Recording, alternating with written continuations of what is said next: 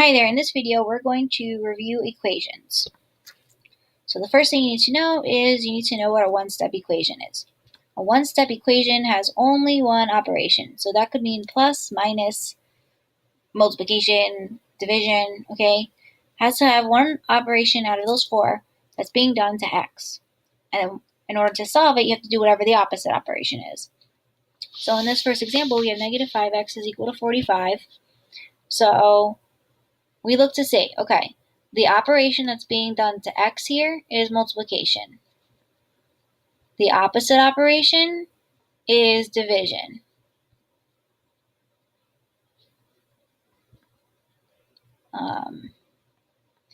Okay, so we're going to divide on both sides. So I'm going to divide both sides by negative 5. Okay, now I have x is going to be equal to 45 divided by negative 5, which is negative 9. Okay, so your answer for this would be negative 9. Again, look at what's being done to x. X here is being multiplied by negative 5, so we're going to divide both sides by negative 5. If you need to do this little squiggly thing next to the equal sign to help you remember, you can do that, but you don't have to.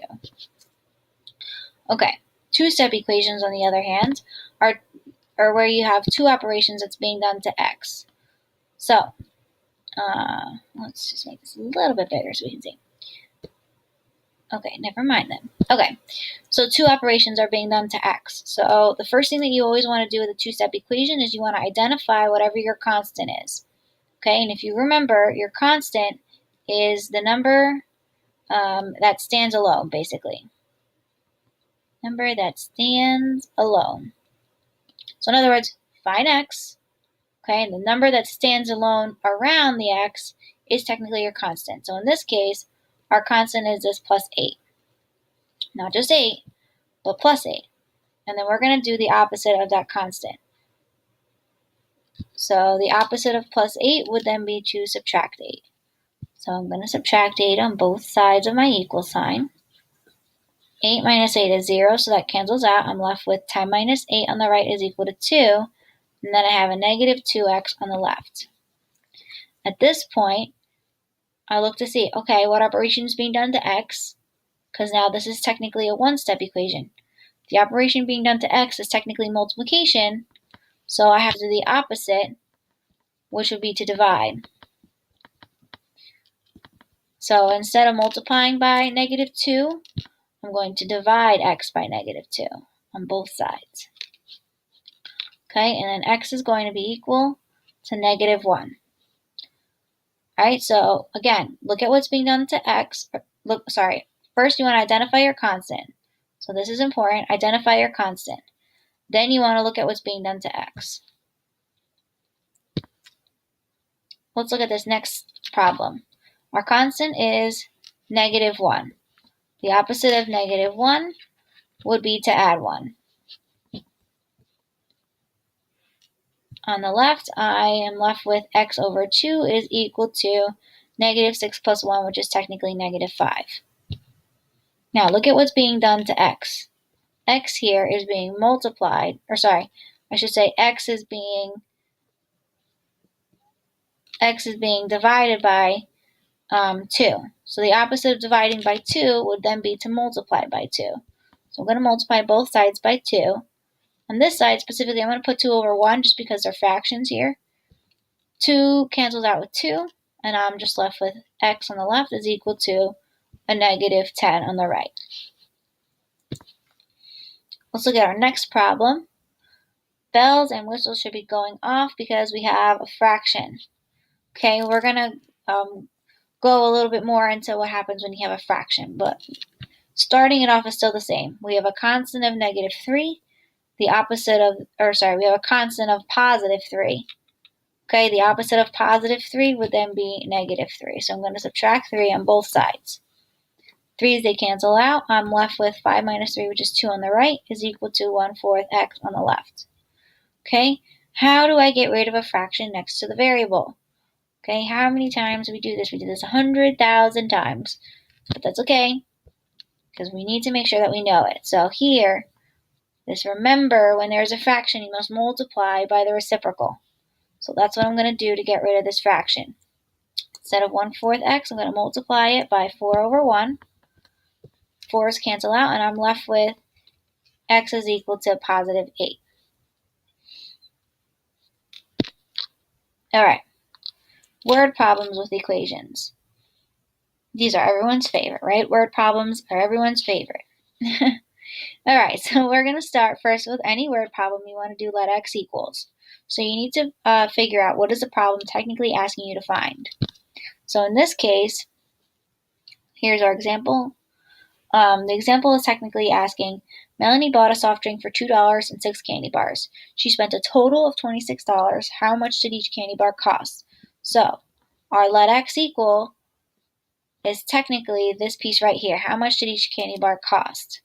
So let x equal the cost per candy bar. Okay, next you want to pick out 2 to 3 important pieces of information in the problem. Okay, so one important piece of information is that she bought a drink for $2.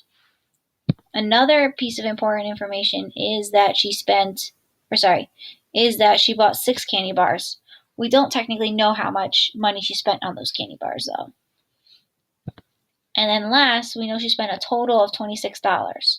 So since we know she spent a total of $26, we know that our equation is going to be equal to 26. Okay, she bought a soft drink for $2, so I have the 2. And then she bought 6 candy bars. We don't know how much the cost per candy bar was, so we're going to say the cost is technically X. Okay, so $2 for the cost of the soda,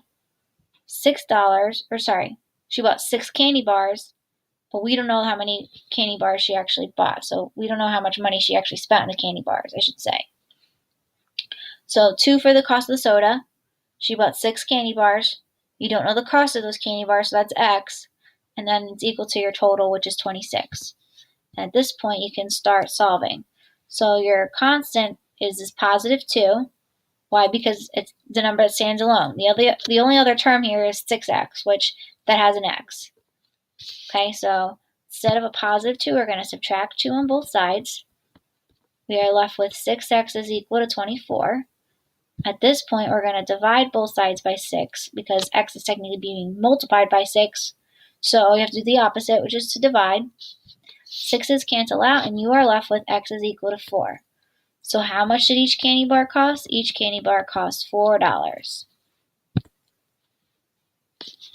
Okay, and then let's look at our last example. On Monday, 458 students went on a trip to the zoo. All 9 buses were filled, and 8 students had to travel in cars. How many students were in each bus? All right, let's start first with what your let x equal. So we're technically finding how many students were in each bus. So let x equal the number of students per bus. Okay, all 9, or let's start with 2 to 3 pieces of important information. So one important piece of information is 458 students were on the trip. So I know my total is technically 458 students. I also know that 9 buses were filled. So I have 9 buses that are filled with a certain number of kids that I don't know. So I already said x is a certain number of kids I don't know, so I'm going to call that 9x. And then on top of that, you know that 8 students had to travel in cars. So I'm going to write plus 8 because there were an additional 8 students that traveled in cars. So again, if we're looking back at this, okay, you have 9 buses full of kids that you don't know how many are on each bus yet, plus 8 additional students that are in cars, to equal to your total of 458 students. So at this point, you're going to minus 8 on both sides because that's our constant. Okay, you have 450 on the right is equal to 9x. Then you're going to divide both sides by 9 in order to get x alone, and you have x is equal to 50. Okay, so how many students were on each bus? 50. All right, I hope that this was a nice refresher, a nice review for you for equations. Okay, thank you for watching.